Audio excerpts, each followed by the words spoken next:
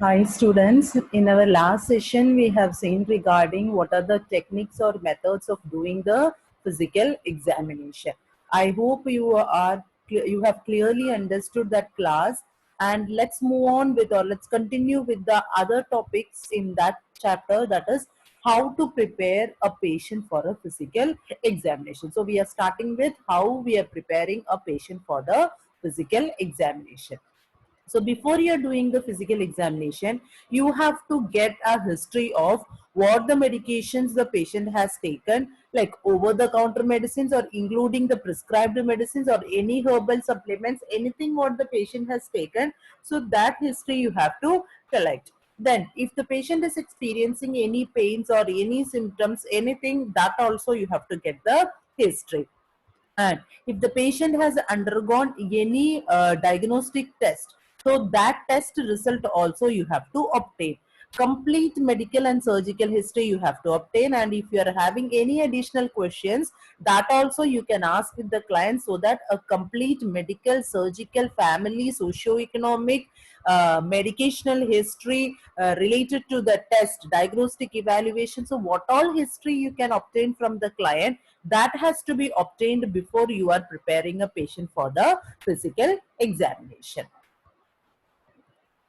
So next, what are the important aspects of the physical examination? I already have told you what are the important aspects, what you have to do while you are conducting a physical examination. It is nothing but you have to continuously speak with the patient, and also you have to show him that care, that warmth, like empathetic feeling should be there. So what are all the questions you are asking and what the patient is answering you. Even the patient's question also you have to listen, and then you have to answer those questions. And then whenever you're talking with the patient, you are not only maintaining the IPR, even you are releasing the patient's nervousness. So for that you have to continuously to establish and maintain a good IPR, and also to maintain the relationship, or to reduce the nervousness in a client, you have to continuously speak with the patient. Then what precautions you have to take?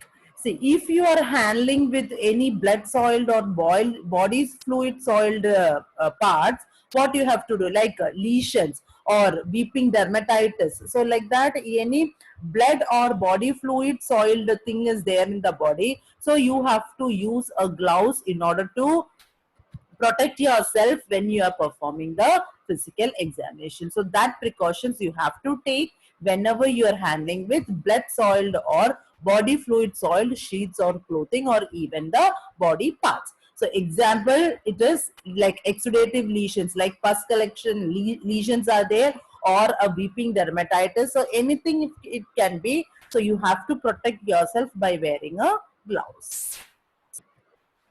Then what are the other precautions? So the hands or other contaminated skin surface, that has to be, if you are accidentally touching the body fluids or the blood of the patient, you have to wash your hands thoroughly and immediately. Okay.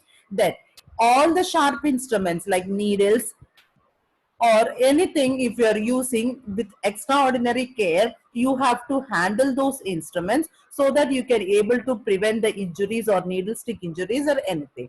Clear? So that you have to take the precautions. Then if the patient is suffering from any contagious disease or any infectious disease, those patients should be isolated, and then you have to take the physical examination. So those examinations should not be carried out in a common space or a general space where the other patients are also get examined. So in that place you should not do that. You have to do it in a separate place, isolate the patient, and then you have to do the examination. So this is the precautions you have to take.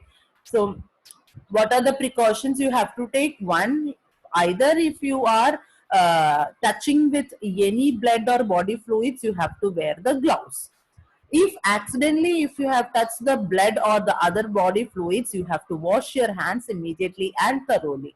If you are using any sharp instruments, see that you should not get injured. Next, if the patient is having any infectious disease, those patient has to be isolated, and then you have to examine the patient. So moving on to the next, how the physical examination is performed.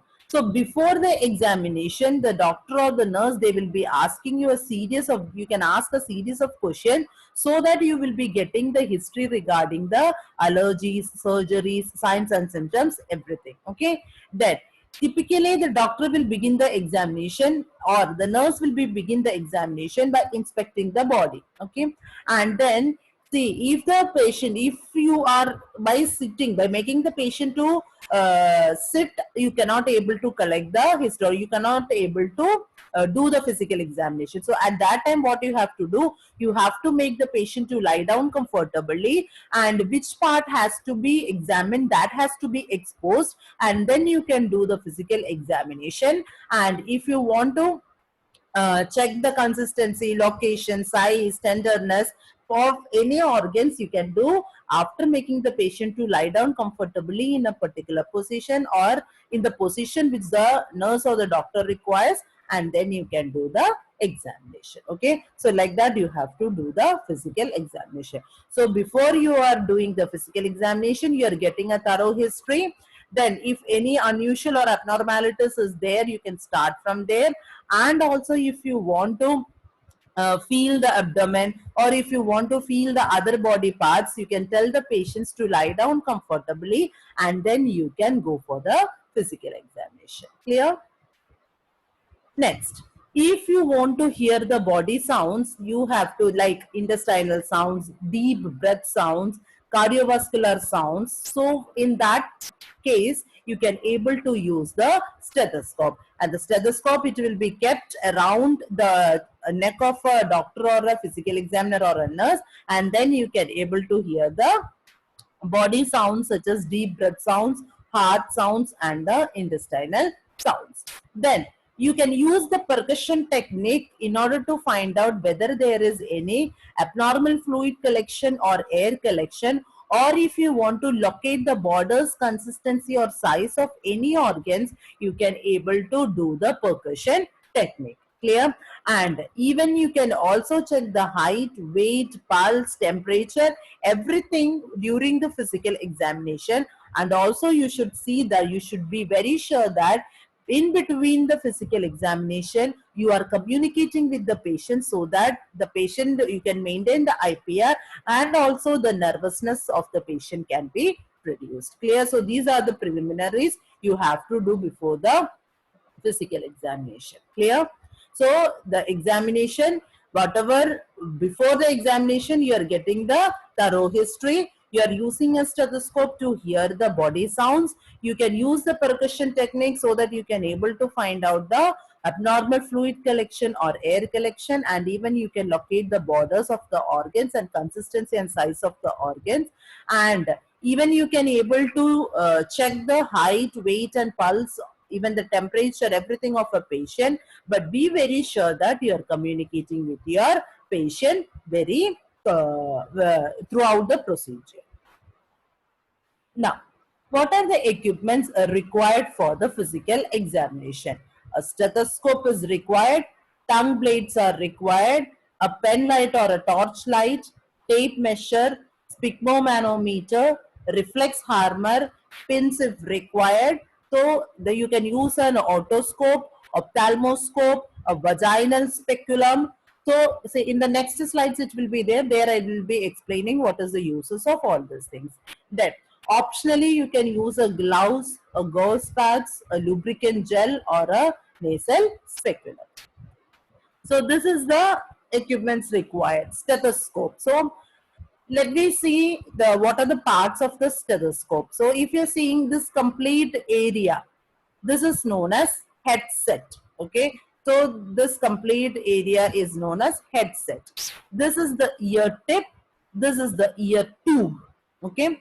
Next one, this complete part, it is known as chest piece. And this is the tunable diaphragm. This and this is the tunable diaphragm, and this is the stem. This is the tubing. So these are the parts of the stethoscope. So what are the parts of the stethoscope? Headset is there. So this complete portion is headset, and this complete portion is the chest piece. Then ear tip, ear tube, tunable diaphragm, stem, and the tubing. So everybody knows What is a stethoscope and why it is used for? So stethoscope, it is used to hear the sounds, body sounds, either the cardiovascular sounds, the respiratory sounds, or the gastrointestinal sounds. So next image, if you're seeing, ophthalmoscope. So what is ophthalmoscope? Ophthalmoscope, it is an instrument used to visualize the eyes, and also we can able to evaluate the symptoms of any retinal detachment and the eye diseases. So for that, ophthalmoscope is used. So what is ophthalmoscope? It is an instrument used to visualize the eyes and to evaluate the symptoms of retinal detachment and the eye diseases. Next is the otoscope. So this is the otoscope. Otoscope, it is used to view the ears, okay, and the ear canal, the complete ear canal. So this is the ear canal, and the tympanic membrane or the eardrum is here. So to visualize the ear canal and the eardrum, we are using the otoscope. Next is nasal speculum. Nasal speculum. So this instrument is known as nasal speculum. Why it is used? To visualize the nostrils. We are using the nasal speculum. Next is vaginal speculum. Also this is known as Cusco's bivalve speculum or duck's speculum. This speculum, it is used to visualize the vagina. Vagina, inside the vagina and the cervix can be visualized by using the vaginal speculum. So in the females, if you want to visualize the vagina, you can use the vaginal speculum. Next is percussion hammer. So this instrument, it is known as percussion hammer, and this is used to test the deep tendon reflexes in order to detect any abnormalities in the central nervous system or in the peripheral nervous system. Okay. So why percussion hammer is used? Percussion hammer is used to test deep tendon reflexes so that we can able to detect the abnormalities present in the central nervous system or in the peripheral nervous system. So this is sphygmomanometer. Everybody knows that to find out the blood pressure, we are using the sphygmomanometer. So these are some instruments we are using for the physical examination other than the techniques. So along with the techniques, so everybody knows the techniques, that is inspection, palpation, percussion and auscultation. So along with the techniques, you are using these instruments also so that you can able to completely do the physical examination in a client. Clear? Next, how we are preparing the physical environment or how we are doing the preparation for the physical examination.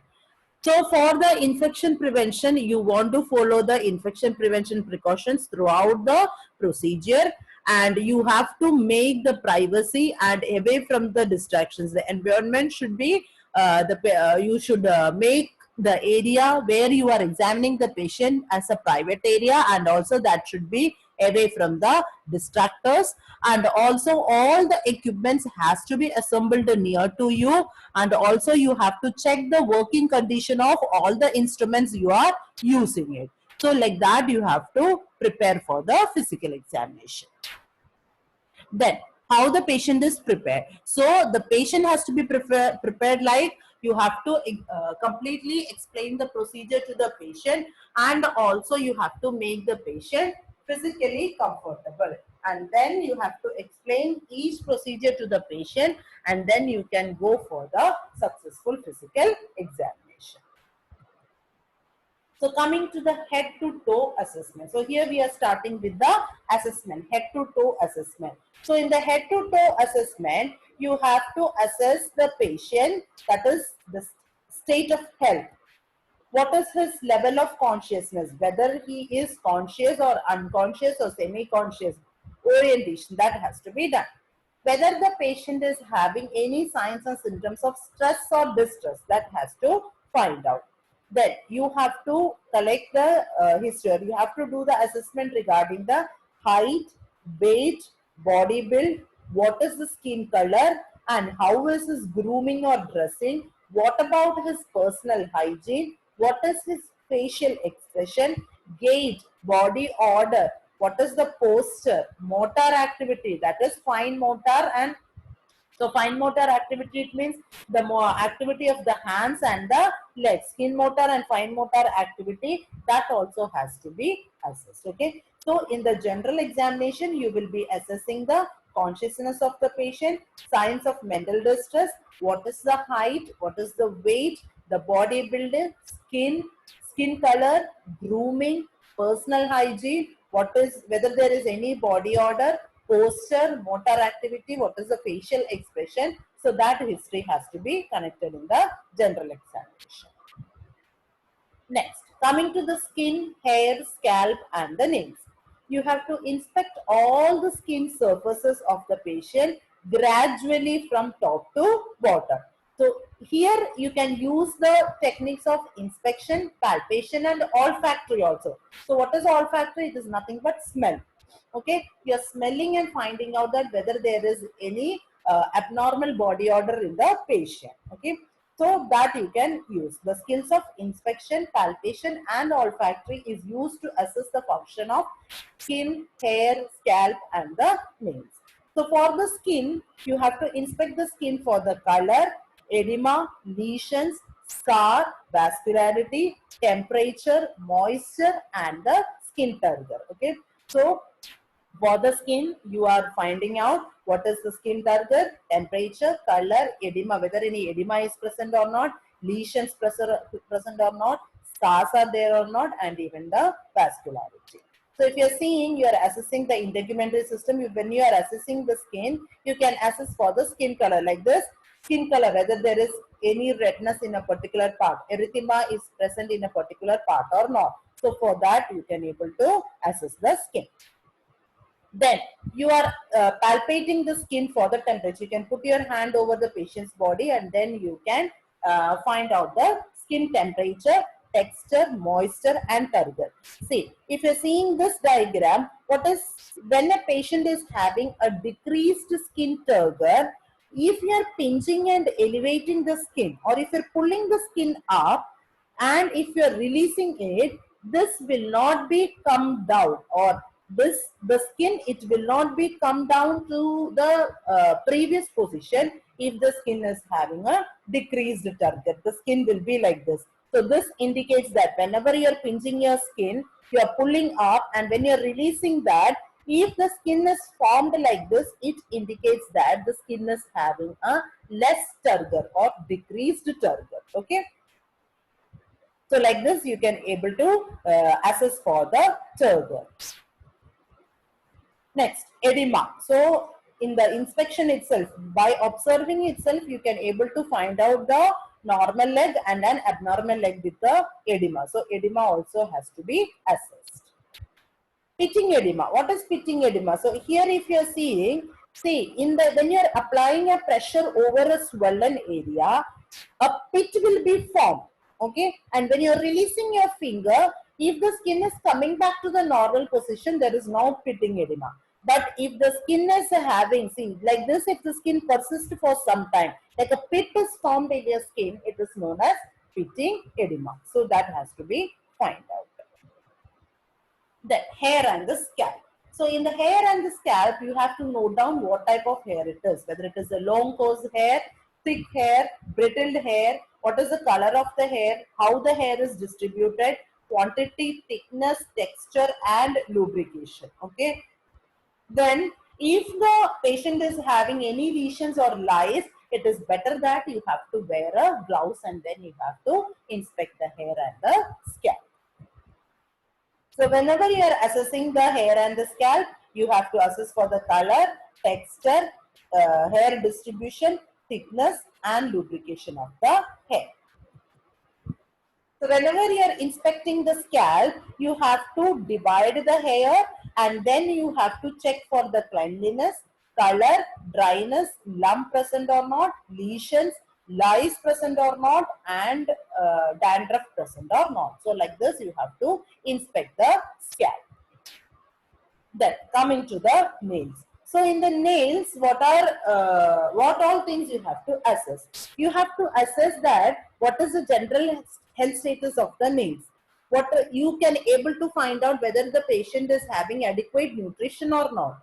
What is his occupation? What is is level of self-care, whether the patient is having nail biting or not. So all this information you will be getting when you are observing the nails of a patient. Okay. So nails of a patient, it will be reflecting the general condition of the patient, the state of nutrition, what occupation he is doing, what is the level of self-care, nail biting. Also, it can able to reveal the psychological status of a patient. So many things you will be assessing, or so many informations you will be getting whenever you are assessing the nails of a patient. Also, you have to inspect for the nail bed for the color, cleanliness, length, texture, angle between the nail and the nail bed, and fold around the nails. You have to palpate the nails for any inflammation. So if you're seeing this picture, the shape should be, the normal nails should be a convex. The normal angle between the nail and the nail bed and the base, it should be 160-degree. The texture should be smooth. The nail base should be firm and non-tender. The normal color of the nail is pinkish with translucent white lip tips, and the capillary refilling, it should be there. So what is, how you can check the capillary refilling? If we are giving a pressure at the backside of the nails, okay, backside of the nail means that is near to your fingertip. If you are giving a pressure, you can able to find out the capillary refill. So this is the characteristics of the normal nails. Shape, it is convex. The angle between nail and the base, it is 160-degree. The texture, it is smooth, and the nail base is firm and non-tender. Color will be, at the nail bed, it is pinkish in color and translucent white colored tips. Then we can able to find out the capillary refill. Then what are the abnormalities? Spoon nails or polyanthisis. So this is spoon nails. Then clubbing of the nails. See, if you are seeing here, see, this is the clubbing of the nails. Okay. Then pareidontoscopia. So what is this pareidontoscopia? It is nothing but the fungal nail infection. And also Bewes line. See, this is the Bewes line. Okay. So these are the abnormalities. Whenever you are assessing the nails of a patient, you have to assess whether it is a spoon nail, whether there is clubbing of nails, pareidontoscopia is present or not, that is the fungal infection. If you are seeing here, see, this is the fungal infection, and Bewes line, whether the patient is having Bewes line or not. Coming to the head and the neck. Okay, so in the head and the neck, you are assessing the eyes, ears, nose, mouth, pharynx. In the neck, you will be assessing the lymph nodes, carotid artery, thyroid gland, and the trachea. Okay, so these are the things you will be assessing in the head and the neck. So in the head and the neck, you are assessing eyes, ears, nose, mouth, and pharynx. Neck, you are assessing the lymph nodes, thyroid gland, trachea, and the carotid gland. So the skull has to be assessed for the size, any nodules or mass present or not, and the symmetry. Coming to the eyes. So the eyes, you will be checking what is the visual acuity. So normal is 20/20. So visual acuity, position, alignment of eyes, eyebrows, and eyelids. Whether there is any abnormal discharges from the eyes. What is the color of conjunctiva and sclera has to be noted whenever you are doing the general examination or physical examination of the eyes. Okay. So in the eyes, you are checking the visual acuity, position, alignment of the eyes, eyebrows, and eyelids. Even you are checking the abnormal discharges, conjunctiva, and the sclera. Then whenever you are assessing the ears, you have to assess for the hearing activity. Then hearing acuity, then you have to inspect for the sore and the discharges present in the ears. So whenever you are assessing the eyes, the eyebrows has to be assessed, the eyelids has to be assessed for the symmetry, eyebrows and eyelids, and for the swelling. Then ectropion. So what is ectropion? The lid margin is turning outside. See, if you're seeing here, see, this is ectropion, aversion. That is, the eyelids, it will be turning outside. The eyelid margin, it is turning outside. This is entropion or inversion. The lid margin, see here, if you are seeing the lid margin, it is turning inwards. Okay. And see, this is ptosis. What is ptosis? It is the abnormal drooping of lid over the pupil. See, this is ptosis.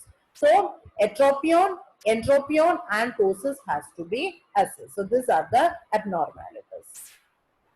Then, over the eyelashes, you can able to find out styes. See, this is the style. Okay, eyeballs have to be inspected, and conjunctiva and sclera for paleness, redness. If it is jaundice, this will be red in yellowish in color. So that has to be checked for the conjunctiva and the sclera. So next is ears. Ears, no, the auricles has to be checked. Then the external pinna has to be checked. Ear canal and tympanic membrane has to be checked for the hearing acuity. Also, you have to check the ear canals for abnormal wax present inside or not, whether there is any discharge present or not. So, for that, you have to inspect the ears. So, nose and the sinus, you have to inspect the sinus by using the inspection and palpation. You have to observe the nose for the shape, skin color, size and presence of any deformity or inflammation. Okay, so sinus, how you can able to assess the sinus? By inspection and also by palpation. You have to palpate the swollen area, and then we can able to find out that whether there is sinus present or not. And nose, for the shape, size, skin color and presence of deformity you have to find out. Then inside the mouth, you have to see what is the teeth, how the teeth are arranged. Then any teeth occlusion is there or not, or if the teeth are in symmetry, maintaining the symmetry. Then what is the hygiene, position, alignment.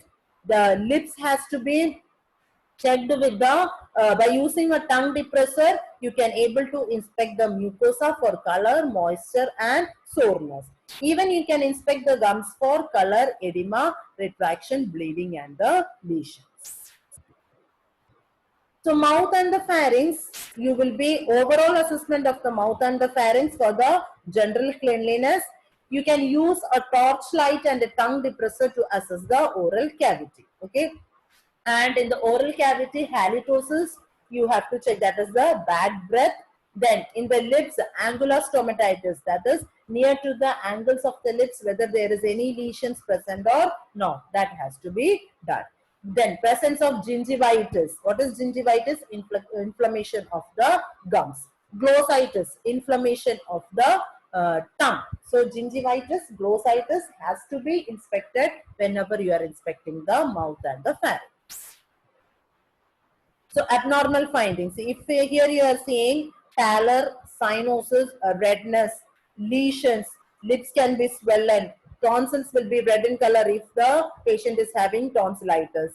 Then swollen red bleeding gums, white coating of the tongue, okay, fissured tongue. If the patient is having dehydration, fissured tongue.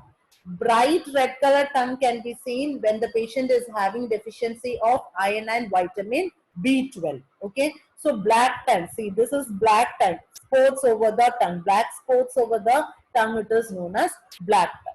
So these are the abnormal findings. So neck.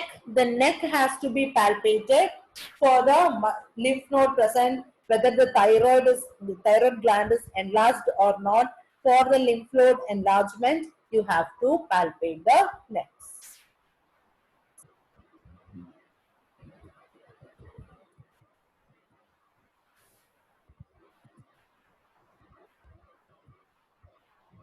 So till here I am stopping the session, and in the other session I will be continuing with the other physical examination or the other body part examination. Okay, so in our today's class we have seen regarding how we are preparing a patient for the physical examination, what are the instruments used for the physical examination, and head to toe assessment, that is from the general assessment, then the head, eyes, nose, mouth, ears, neck.